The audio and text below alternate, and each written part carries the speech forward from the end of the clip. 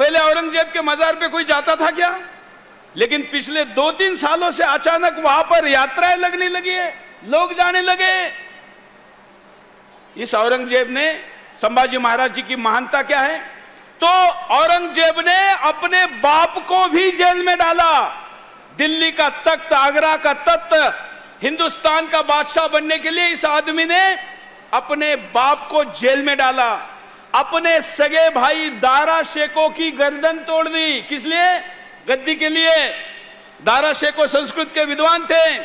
इसने अपने बेटे को भी बंदी बना दिया।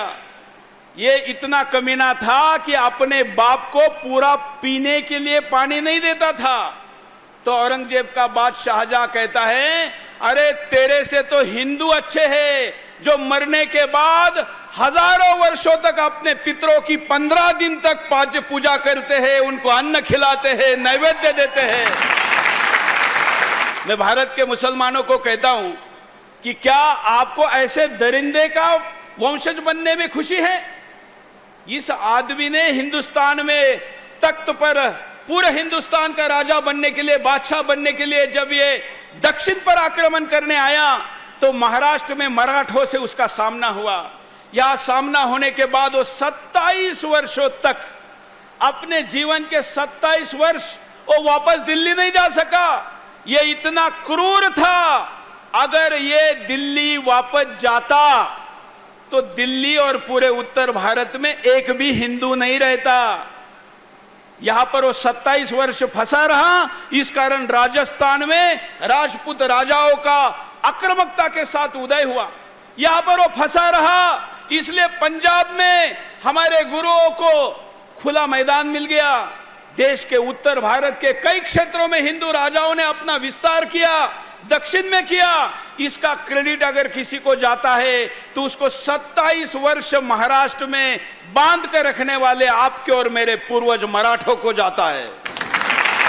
और जब मैं मराठा कहता हूं तो महाराष्ट्र के बाहर सारे मराठा होते हैं। ये 12, यहां हम जाति की बात करते हैं, लेकिन महाराष्ट्र के बाहर सभी महाराष्ट्रियन लोगों को मराठा कहते हैं।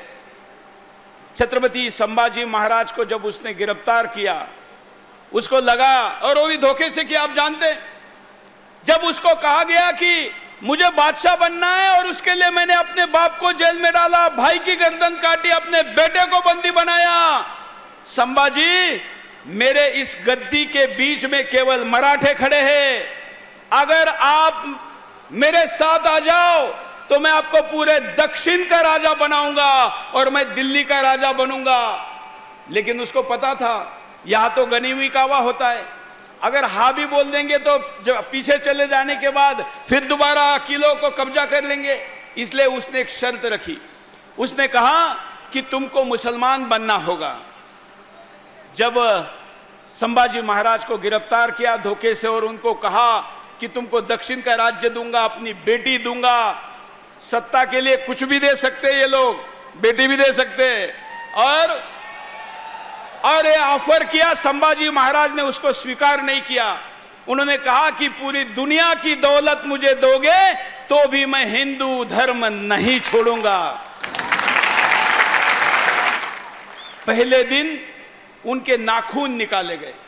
हम पैदल चलते हैं, अगर कहीं ठोकर लग जाती है तो हमें कितनी पीड़ा होती है, कितनी वेदनाएं होती है। सोचिए कि पूरे शरीर में, दोनों हाथों के, दोनों पैरों के 20 नाखूनों को खींचकर निकाला गया, कितनी वेदना हुई होगी। औरंगजेब को लगा कि नाखून निकालने से संभाजी महाराज टूट जाएंगे, लेकिन संभाजी महाराज के आंखों में आंसू आए नहीं। वो हिम्मत के साथ अपने चेहरे पर वो मुस्कान लाते रहे। औरंगजेब ने दूसरे दिन कहा, नाखून से संभाजी नहीं टूट रहा है तो उंगलियों को तोड़ दो। उंगलियां तोड़ दी। कहा कि बताओ शंभू, जीवित रहना है या गद्दी चाहिए? संभाजी महाराज ने कहा कि तुम चाहे उतनी वेदना दे दो, लेकिन मैं हिंदू धर्म नहीं छोड़ूंगा। उसके बाद आंखों में लाल सरई डाली गई, आंखें तोड़ दी गई, दांत तोड़ दी गए। संभाजी महाराज के साथ जितनी यातनाएं हुई है ना, मैं जब भी इन यातनाओं का वर्णन कहीं पर करता हूं तो मेरा गला रूंध जाता है। विश्व के इतिहास में इतनी यातना किसी को भी नहीं दी गई। क्यों ली थी ये यातना? अरे कई लोगों ने तो अपना धर्म छोड़ दिया था, तो संभाजी महाराज भी छोड़ देते हैं। लोग कहते हैं कि राज सत्ता के लिए समझौते होते हैं। बचे ना, हिंदुस्तान के हजारों राजा थे जिन्होंने ऐसा किया, धर्म छोड़ा, मुसलमान बन गए, और इस कारण वो अपने राज्य को बचा पाए, अपने बेटियों को दिया, इस कारण राज्य बचा पाए। लेकिन वो संभाजी महाराज किस मिट्टी के बने थे, किस खून के बने थे कि 39 दिनों तक उनके एक एक अवयव को काटा जाता था और औरंगजेब दरिंदा कहता था, संभाजी बताओ अब बनोगे मुसलमान? और प्रतिदिन हमारा यह धर्मवीर कहता था कि नहीं, मैं कुछ भी होऊंगा तो मेरा धर्म नहीं छोड़ूंगा। क्या विश्व के इतिहास में इतनी यातना देने वाला कोई दूसरा उदाहरण है? लेकिन उनको हमने हिंदुस्तान के सामने सही से रखा नहीं। 39 दिन उनके साथ यातना देने के बाद उनको अंतिमतः बोटी बोटी काट कर फेंक दिया गया। आज लोग धर्म परिवर्तन करते हैं, एक चावल के बोरी के लिए अपना धर्म छोड़ते हैं। अरे उनके सामने संभाजी महाराज का ये बलिदान का वर्णन करो। वो एक चावल बोरी के लिए कभी अपना धर्म नहीं छोड़ेंगे अगर उसको संभाजी महाराज जी का बलिदान याद होगा।